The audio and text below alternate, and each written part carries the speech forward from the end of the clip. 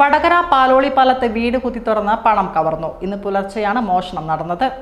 വടകര പാലോളിപ്പാലം ശ്രീമംഗലം നിവാസ് രവീന്ദ്രബാബുവിന്റെ വീട്ടിലാണ് കവർച്ച നടന്നത്.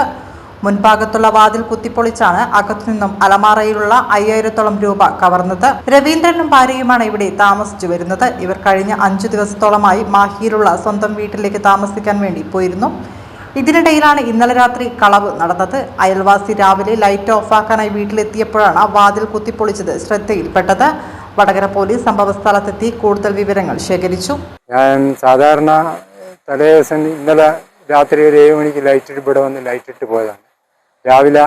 ഇന്ന് രാവിലെ 7 മണിക്ക് ലൈറ്റ് ഓഫാക്കാൻ വന്നേരാണ് വാതിൽ ഇങ്ങനെ കുത്തിപ്പൊട്ടിയതായിട്ട് കാണും. അപ്പം വാതിൽ പൊട്ടിച്ച് പിന്നെ ആത്ത് കയറി, പിന്നെ ആത്ത് മേലത്തുള്ള വാതിലെല്ലാം തുറന്നിട്ടിട്ടാണ് സാധാരണ പൂട്ടിയിട്ടില്ല പോകുമ്പോൾ. അപ്പം പൂട്ടിയ ബെഡ്റൂമിലെ അളുമാര പൂട്ടിയിരുന്നു. ഈ അളുമാര ഇങ്ങനെ പൊളിച്ചിന്. പിന്നീട് അതിൻ്റെ അകത്ത് ചിലത് അങ്ങനെ വേറെ പൊന്നും സ്വർണ്ണാഭരണങ്ങളൊന്നും ഇല്ലായിരുന്നു. പിന്നെ കുറച്ച് പൈസ അതിലുള്ള അൽമാര ഉണ്ടായിരുന്നു, അത് നഷ്ടപ്പെട്ടു. ഇവർക്ക് സ്വർണ്ണമായി കാര്യമായിട്ട് ഇപ്പം സ്വർണത്തിൻ്റെ വില അത്രയും വർദ്ധിച്ചുകൊണ്ട് ആ സ്വർണം പ്രതീക്ഷിച്ചാണ് വന്നത്. പക്ഷേ സ്വർണ്ണമൊന്നും ഉണ്ടായില്ല. ഇവിടെ വീട്ടിൽ ചിലവിന് വെച്ച് ഒരു 5-6 ആയിരം റുപ്യ അതിലുണ്ടായിരുന്നു, അതാണ് നഷ്ടപ്പെട്ടത്.